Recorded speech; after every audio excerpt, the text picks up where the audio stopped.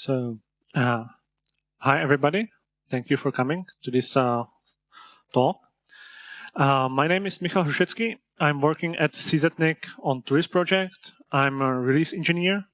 And today I'm going to talk about Turris OS 4.0. If you ever visited our forum, it's something like a mythical unicorn. It's answer to all your problems and all your requests. Basically, that's the development branch that we are focusing right now. We are still doing regular releases. We are fixing security bugs and even sometimes doing some new features.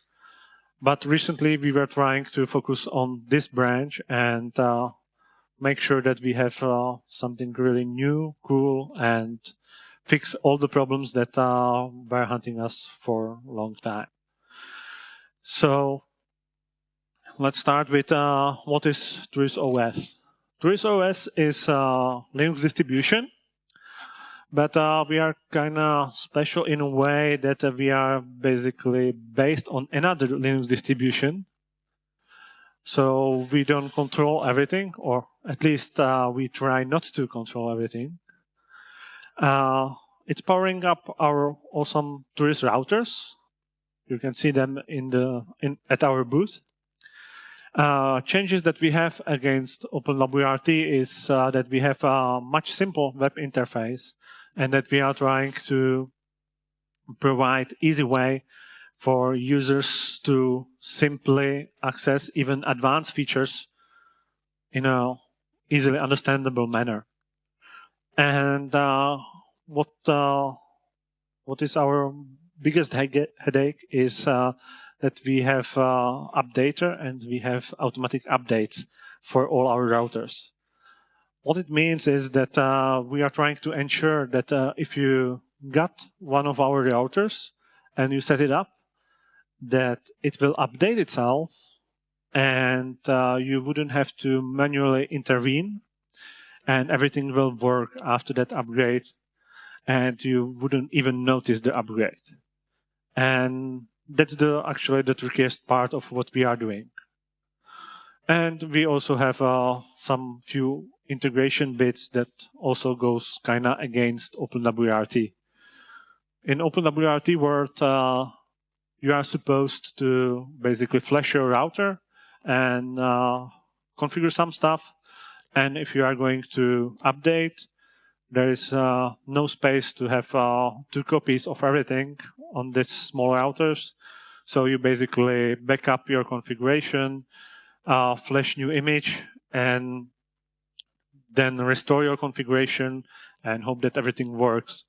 While in our case, we are updating on per package basis, and we have to ensure that regardless of what you updated, your system stays operational and keeps working. So in history, when we started with doing so, OpenWRT had a big SVN repository. They, from time to time, published a Git mirror of it.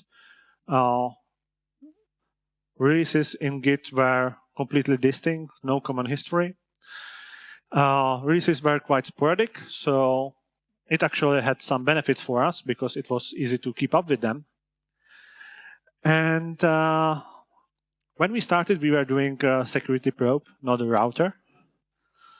Original goal of Project Turris was to get some device that we can give people to their homes, and so they could report us who's attacking them and some statistics about their traffic.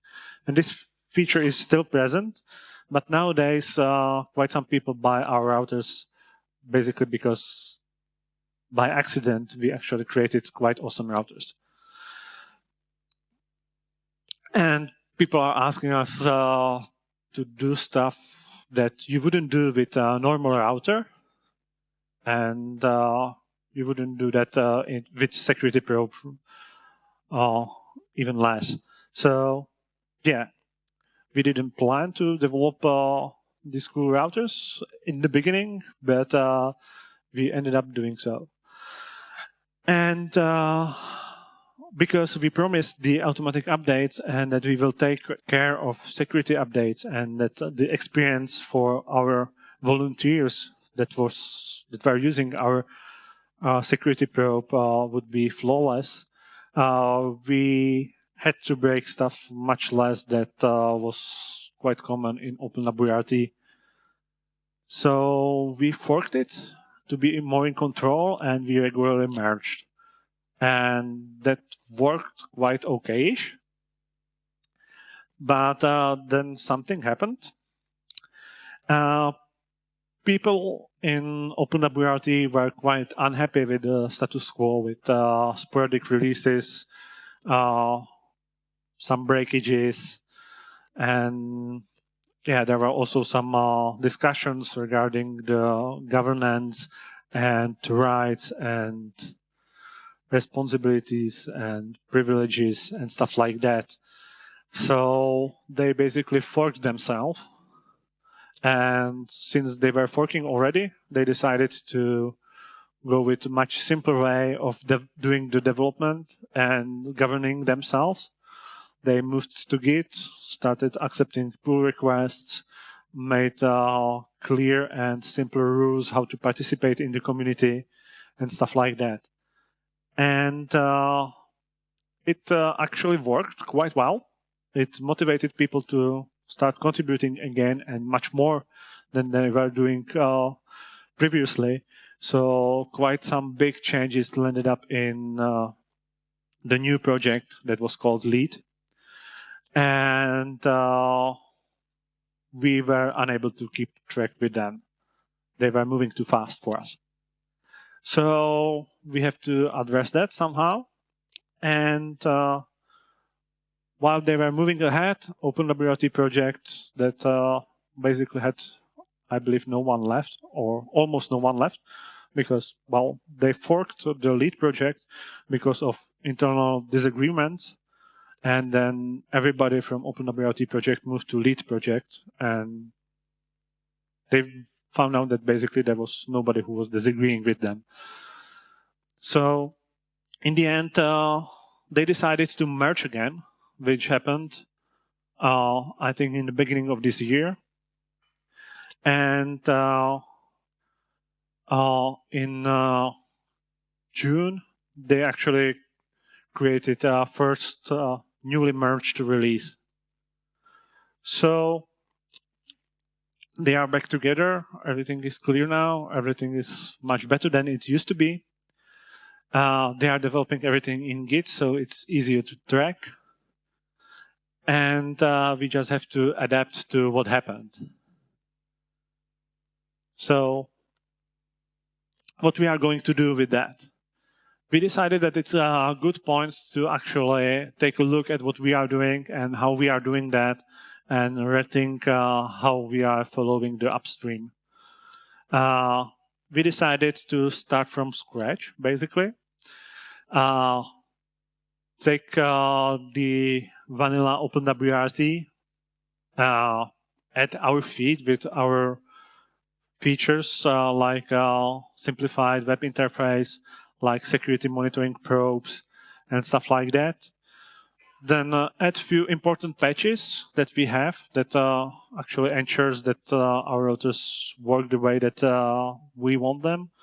It's kind of branding because it's what our routers do and OpenWRT doesn't, but mostly it's features like we have enough RAM and enough storage, so we don't have to strip out all the security functions that takes extra space and stuff like that. So that's our branding. And we blend it all together, try to compile it, and watch whether it explodes or not. And we found out that after some time, it stopped exploding. So nowadays, it's built, so it's time to ship it, right? Yeah, so how we are working now, what's our current way of working with OpenWRT, and how all this blending works in technical way. We have our own Git repository, but it's no longer fork of OpenWRT repository. And in our repository, we are keeping just a list of patches that we have against the upstream. And we also keep our local configuration for our boards there. Apart from that, in that repository, we have some documentation and simple script that checks out everything, mixes it together, and tries to compile it.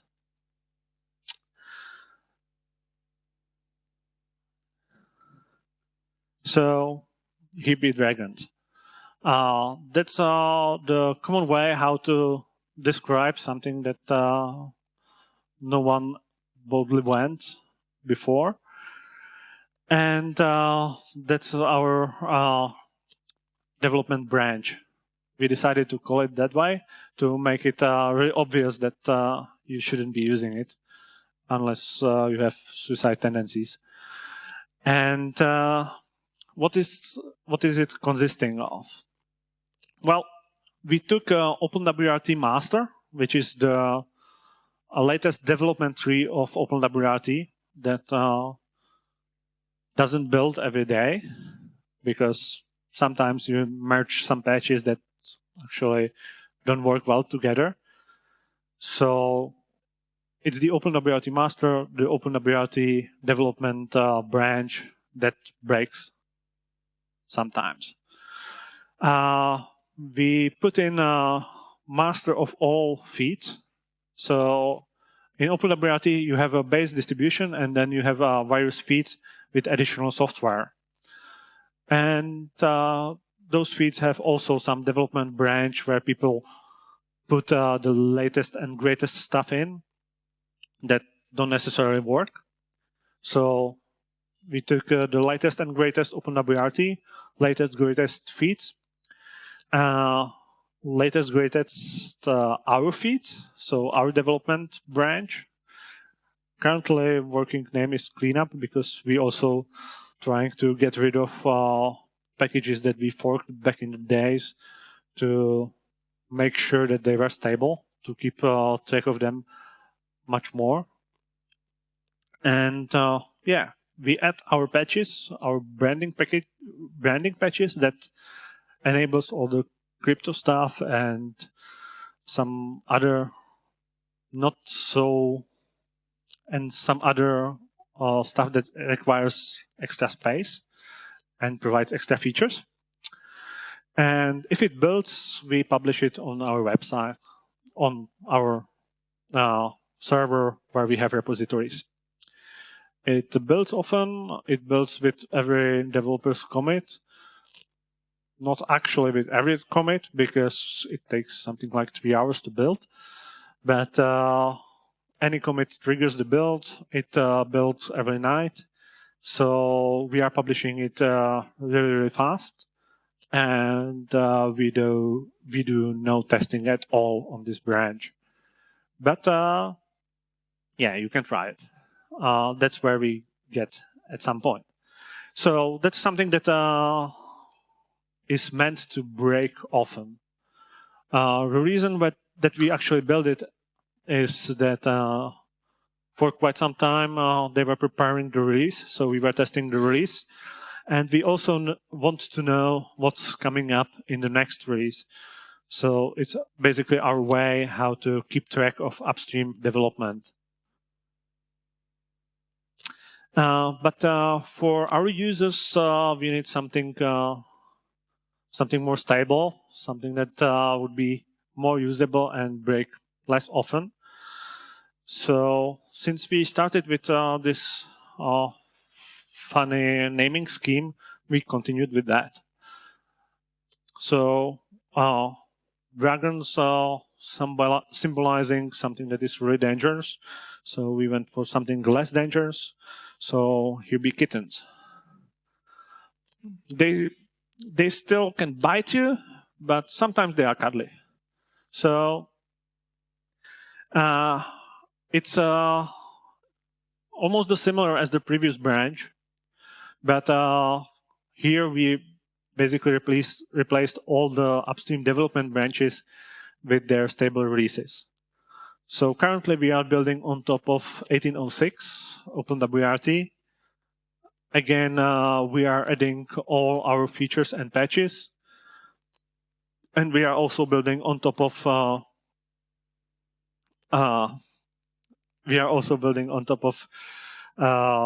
stable releases of all the feeds. And on latest development release of our software. Again, no testing involved at any time, automatic build, but because it's based on stable upstream release, it should be more stable and more reliable. Still, there are times when we get patches that at some times patches gets accepted upstream that breaks stuff. So mostly okay, but nothing that we can still release. But one important feature is that it's not frozen, so it's rolling as fast as the upstream is. So if somebody updates a package in stable release, we get the update automatically. We don't have to keep track on them, which is double-edged sword, kinda. Because, yeah, when they break something, we have to figure it out when we test stuff. So, rest of the zoo. So, we need some more branches to be actually able to do release. And something that moves slower and slower. So, we came up with turtles. That's basically when we freeze the kittens. So basically, as I explained, the previous branch is basically still following the stable releases of OpenWRT and latest and greatest, whatever is there and whatever they consider for the released branch. They do some minor releases from time to time, but the kittens branch picks up even the stuff in between the minor releases. At some point, we need to freeze it. So we will be able to actually test one set of software and stop it from changing. And when it goes through the testing and we find out that it's working well, and you can upgrade to it, and you can upgrade from it, and sounds really worthy, then we release it, and that's another branch. So that's the plan. What we currently have is, well, actually we have just the dragons and kittens. We don't have anything frozen yet, anything that can be, anything that was actually carefully tested. We are still developing fast and breaking stuff. So, but it builds quite often nowadays. So it's a good timing to actually tell you about it and tell you how you can try it and how you can break your routers. So for old Turris routers, we are currently testing it only using MMC card. There is a tutorial on our wiki how to migrate to ButterFS. And if you do that, you can then replace rootfs with Turbo that you can find on our website. For Omnia, it's much easier. You just download the rootfs Turbo, rename it to Omnia-medkit-something .gz, put it on USB drive, plug it in, and refresh from USB. I will publish some more detailed how-to on our forum tomorrow. Now the important part, what What will you get and what will you lose? Well, you will get a latest OpenWRT-like experience. So if you complain that our packages are too old and OpenWRT has some new features that you want to try, you can try it with his. What you wouldn't get is we don't have currently any migration path yet. So you need to do clean installation. We don't have all the necessary bits in place to migrate people flawlessly from current releases. Turris, old Turris routers are still using switch config, so no DSA. On Omnia, we currently still have no SFP support and just one CPU port in switch. It's basically the same that we have in vanilla kernel, apart that we added a patch to support LEDs. On the first run, you have to run switch branch --force to be able to do updates and installations. And there are probably quite some issues that we haven't found yet because it's still under heavy development. But we still want to offer you a way to try it. We are probably not accepting bug report for that, or yeah, we know that it's broken, so you don't have to tell us that.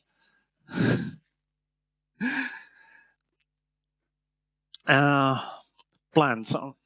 Our current plans is to publish some information for some alpha testers, some brave people that want to play with the latest stuff.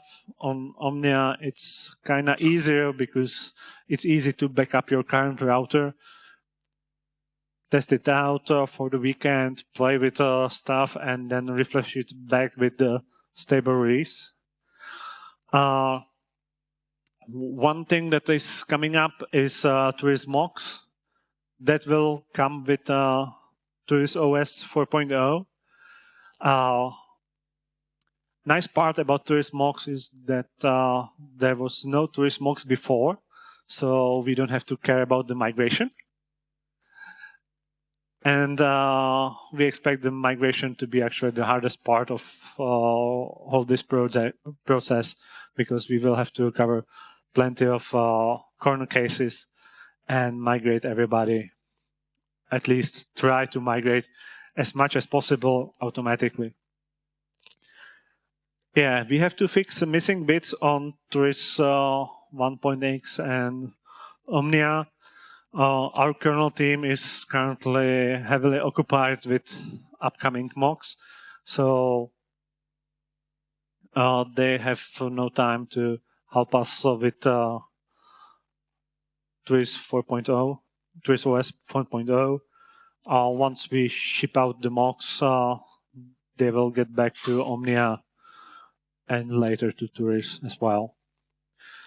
And apart from this announcement, and probably tomorrow's on forum, we want to announce once we think it's ready for some beta testers, for some regular users, not the adventurers that want to go where no one went before.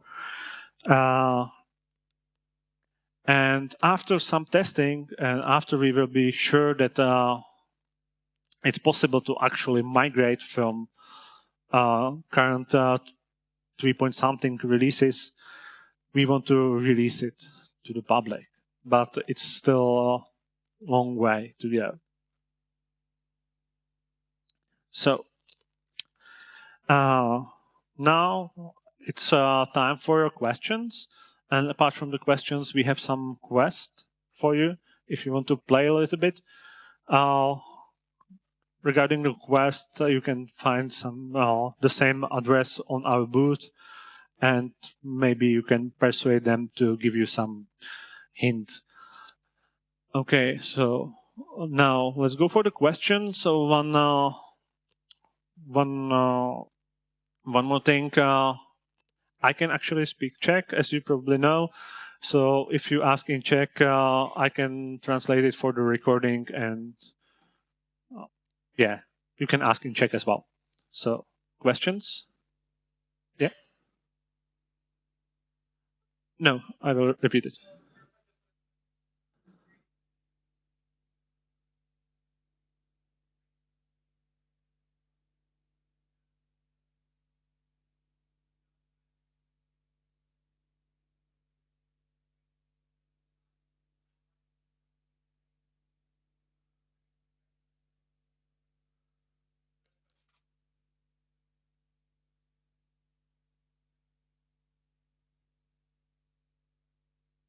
Yeah.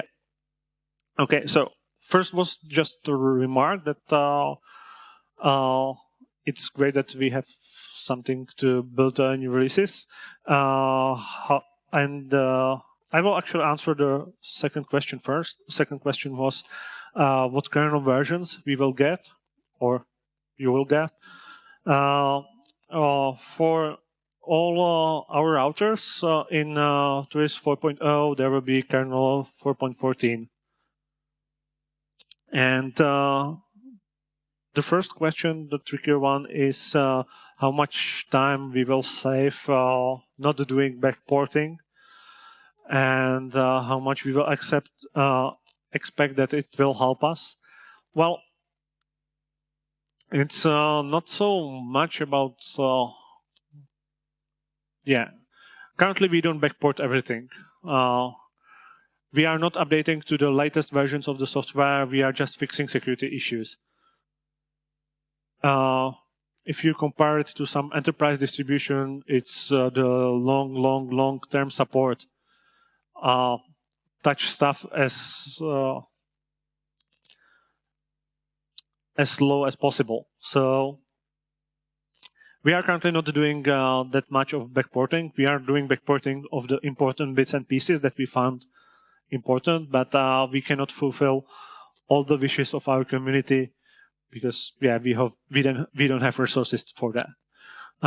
We hope that this development way will actually help us to stay much closer to the upstream and release much faster after their release, which will make some of our users happy because they will be able to get the latest and newest stuff.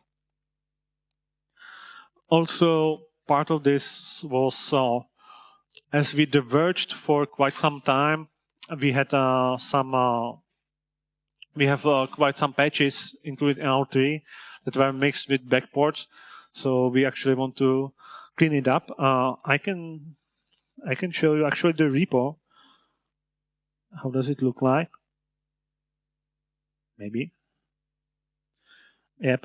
We have a list of patches that are against various repositories, and we are trying to kind of mark them.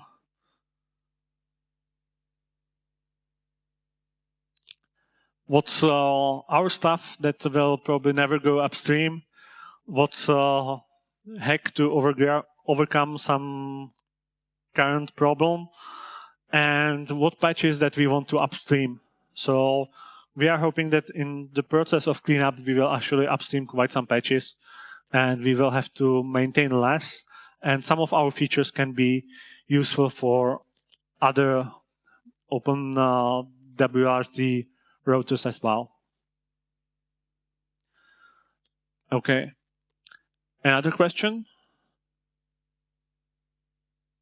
No? So thank you. We will do a short break so you can go watch other presentations, and people that came for the next presentation just came in so they can sit down. So thank you.